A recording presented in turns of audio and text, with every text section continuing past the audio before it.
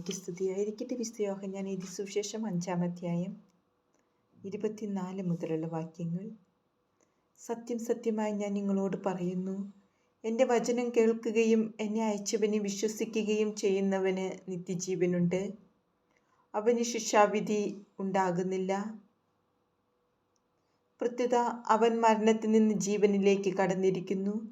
സത്യസത്യമായി ഞാൻ നിങ്ങളോട് പറയുന്നു, മരിച്ചവർ ദൈവപുത്രൻ്റെ സ്വരം ശ്രവിക്കുന്ന സമയം വരുന്നു, അല്ല വന്നു കഴിഞ്ഞു. ആ സ്വരം ശ്രവിക്കുന്നവർ ജീവിക്കും. എന്തെന്നാൽ പിതാവിന് തന്നിൽ തന്നെ ജീവനുള്ളതുപോലെ പുത്രനും തന്നിൽ തന്നെ ജീവനുണ്ടാകാൻ അവിടുന്ന് വരം നൽകിയിരിക്കുന്നു. മനുഷ്യപുത്രനായതുകൊണ്ട് വിധിക്കാനുള്ള അധികാരവും അവന് നൽകിയിരിക്കുന്നു. ഇതിൽ നിങ്ങൾ വിസ്മയിക്കേണ്ട. എന്തെന്നാൽ കല്ലറകളിലുള്ളവരെല്ലാം അവൻ്റെ സ്വരം ശ്രവിക്കുന്ന സമയം വരുന്നു. അപ്പോൾ നന്മ ചെയ്തവർ ജീവൻ്റെ ഉയർപ്പിനായും തിന്മ ചെയ്തവർ ശിക്ഷാവിധിയുടെ ഉയർപ്പിനായും പുറത്തുവരും.